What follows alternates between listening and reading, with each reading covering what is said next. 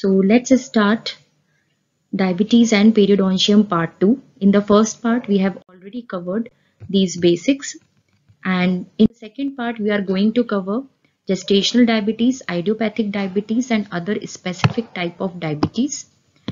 In the third part, we will be covering the diabetes, effect of diabetes on periodontium and effect of periodontitis on the diabetic state of an individual. Now, gestational diabetes will be covered under these headings: introduction, pathophysiology, diagnostic criteria, and complications. Introduction. Now, when the glucose intolerance is recognized during the pregnancy, then it is said to be gestational diabetes. Its onset is usually at the third trimester.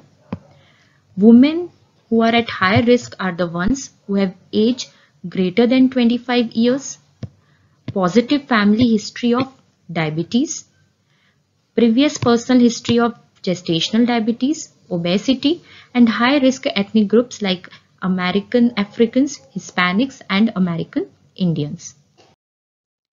Now let's first understand the pathophysiology of gestational diabetes.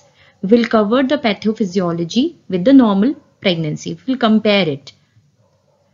In the normal pregnancy, usually there will be the insufficient circulation of the insulin. So in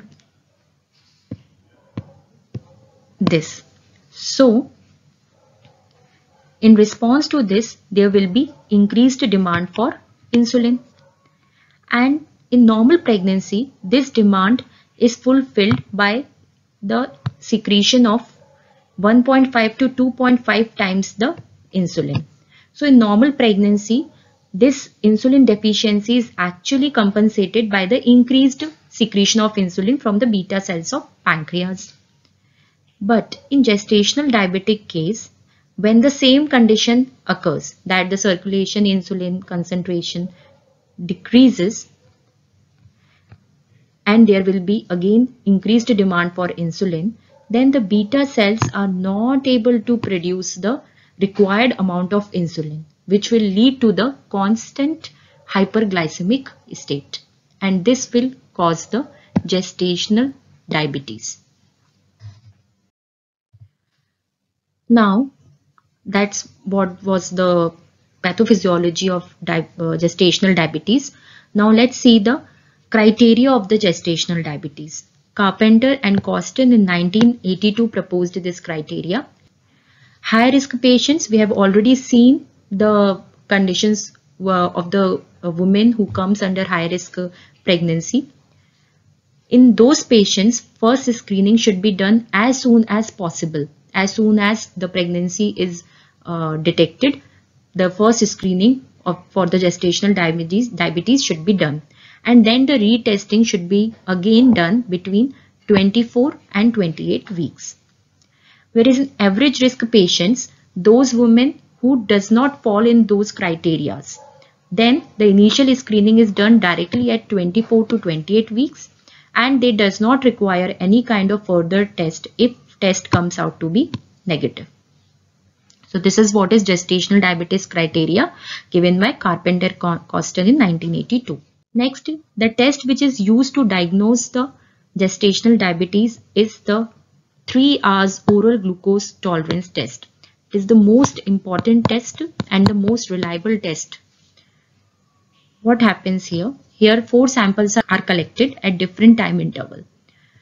First is fasting blood sample, which is withdrawn after 8 to 14 hours of fasting. After that, the lady or the woman, pregnant patient, is given 100 grams of glucose orally.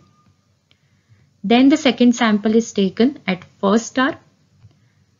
Then again third sample is taken at second hour and the fourth sample is taken at third hour. So first sample after fasting of 8 to 14 hours, then at the first hour, second hour and third hour, 3 other different blood samples are taken and then the blood glucose estimation is done in these samples. When the blood estimation is completed, then those values are actually compared with this chart. Okay, if two or more of the values exceeds these values, then the diagnosis of gestational diabetes is made. That is how the test is conducted, and this is the interpretation of that particular test. So next we come on to the complications of gestational diabetes. If the gestational diabetes remain undiagnosed or it is not controlled during the pregnancy, then it may lead to the increased chances of complications, like increased frequency of hypertensive disorders in pregnant patient, increased fetal congenital abnormalities, stillbirth, macrosomia, hypoglycemia, jaundice, polycythemia, hypocalcemia, respiratory distress syndrome. So these are some of the complications which can occur in the gestational diabetes. Now there we have completed the gestational diabetes. Now here another kind is idiopathic diabetes. Idiopathic itself denotes, that means unknown. If there is unknown etiology, then those patients are considered to be having the idiopathic diabetes. There is no evidence of autoimmunity or permanent insulinopenia in such patients. They are prone to ketoacidosis, and whenever there will be the hyperglycemic state, then there will be absolute requirement of exogenous insulin. And majority of them belong to African or Asian ancestry. Now let's see some other specific types of diabetes. Here I have just mentioned the type of diabetes. We are not taking much details about them. If you want detailed material on this these types of diabetes, then just leave your request in the comment section or email me. Then I'll provide you with the detailed material on these other specific types of diabetes. So if there are any kind of genetic defects in the beta cells of pancreas, then it would lead to the low quality production of insulin. Insulin action, if anyhow is affected, then also it will be unable to control the glycemic status of the blood. If there are any kind of diseases of exocrine pancreas, if there is any kind of endocrinopathies, drug or chemically induced diabetes can be there. Infections can also lead to the diabetes. If there are any kind of genetic syndromes, then diabetes can occur in association with those syndromes. So these are some of the other specific types of diabetes which contribute like 0.5 to 1% of diabetes. Now here is the question bank of this topic, and usually a direct question comes on gestational diabetes and in the 5 marks question. So this would be sufficient, I think, from the examination point of view.